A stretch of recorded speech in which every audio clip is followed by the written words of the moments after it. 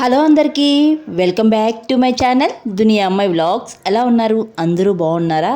ఈరోజు నేను ఎంతో ఇష్టంగా చేసుకునే 3 రకాల మామిడికాయల రెసిపీస్ని మీతో ఈరోజు షేర్ చేసుకుంటున్నానండి.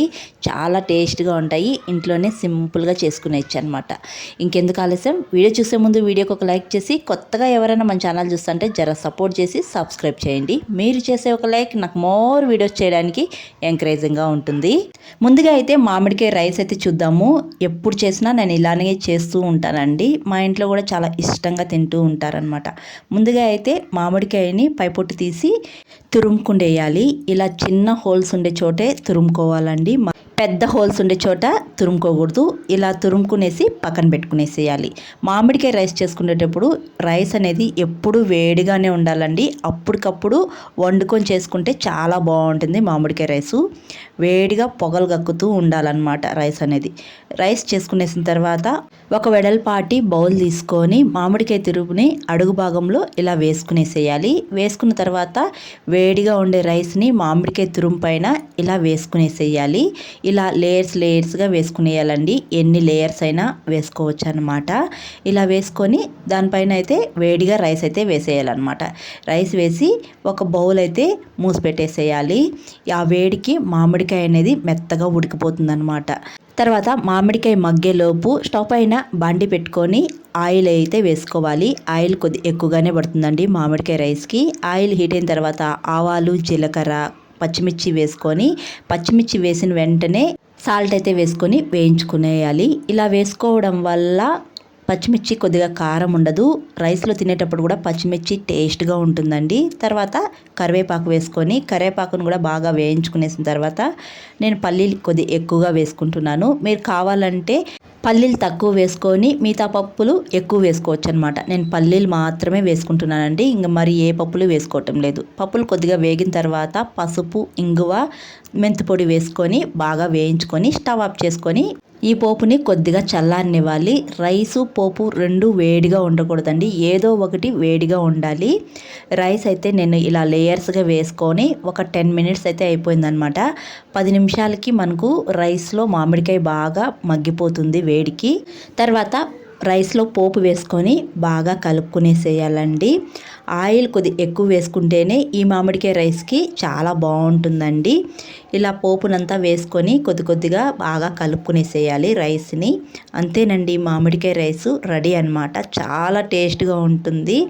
నేను ఎప్పుడు చేసినా ఇలానే చేస్తూ ఉంటాను. చాలా టేస్ట్గా ఉంటుందన్నమాట. మా ఇంట్లో ఇష్టంగా తింటారు. మామిడికాయ సీజన్ వచ్చిందంటే చాలు మామిడికాయ రైసు వీక్లీ 2 టైమ్స్ అయినా నేను చేస్తూ ఉంటాను. అంత బాగుంటుందన్నమాట. ఇంకెందుకు ఆలస్యం, మీరు కూడా తప్పకుండా ట్రై చేసేయండి ఈ మామిడికాయ రైస్ని.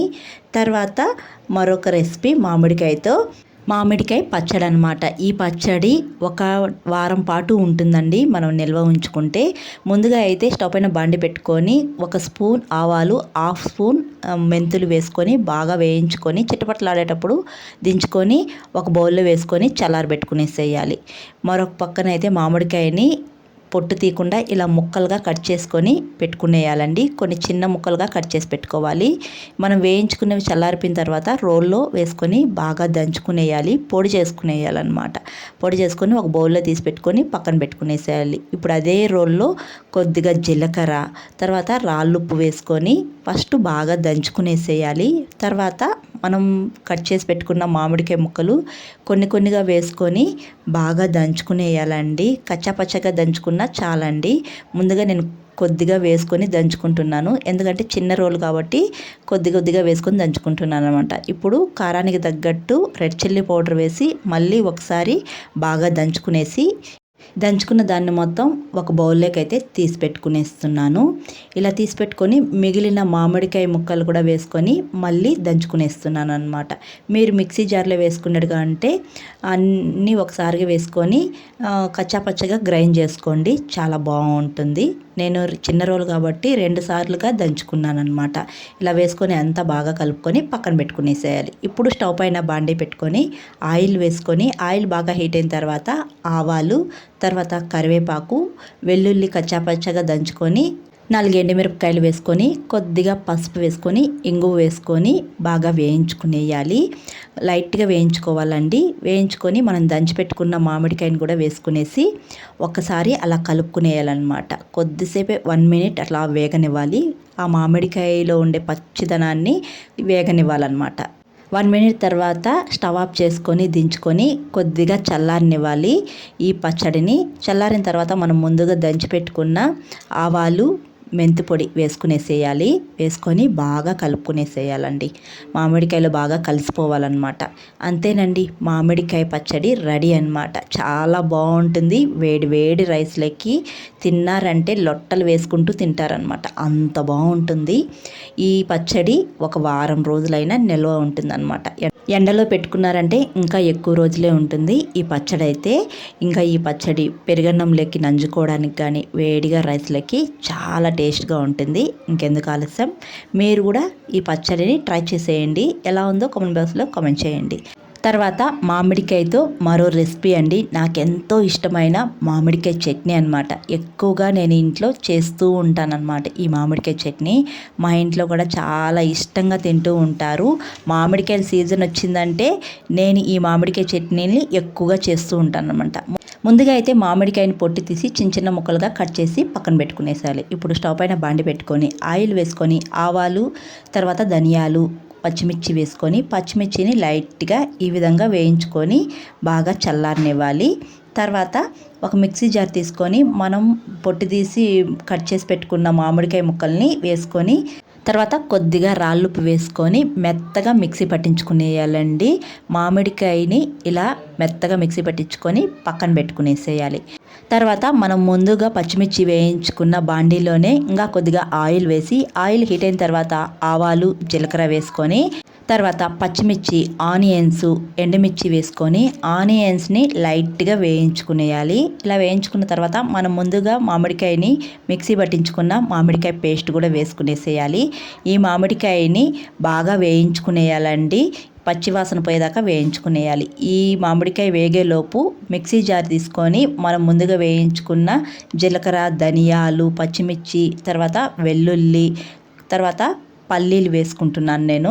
పల్లీలు కొన్నిగా వేసుకొని తర్వాత కొత్తిమీర వేసుకుంటున్నాను. కొత్తిమీర వేసుకొని కొద్దిగా రాళ్ళుప్పు అయితే వేసుకుంటున్నాను అనమాట. ముందుగా నేను మామిడికాయ మిక్సీ పట్టించేటప్పుడు కొద్దిగా రాళ్ళుప్పు అయితే వేసుకున్నాను కాబట్టి సాల్ట్ చూసి వేసుకోవాలన్నమాట. అందుకే కొద్దిగా వేసుకొని మెత్తగా మిక్సీ పట్టించుకునేయాలి. ఇలా మిక్సీ పట్టించుకొని పక్కన పెట్టుకునేసేయాలండి. ఈ మామిడికాయ బాగా వేగిపోయి ఇలా దగ్గర పడినప్పుడు మనం మిక్సీ పట్టించుకున్న పేస్ట్ కూడా వేసుకునేసి బాగా మామిడికాయలో కలిసిపోయే విధంగా బాగా కలుపుకునేసేయాలన్నమాట. ఈ కలుపుకునేసి మిక్సీ జార్ను కూడా కడిగి కొద్దిగా వాటర్ అయితే వేసుకునేస్తున్నాను.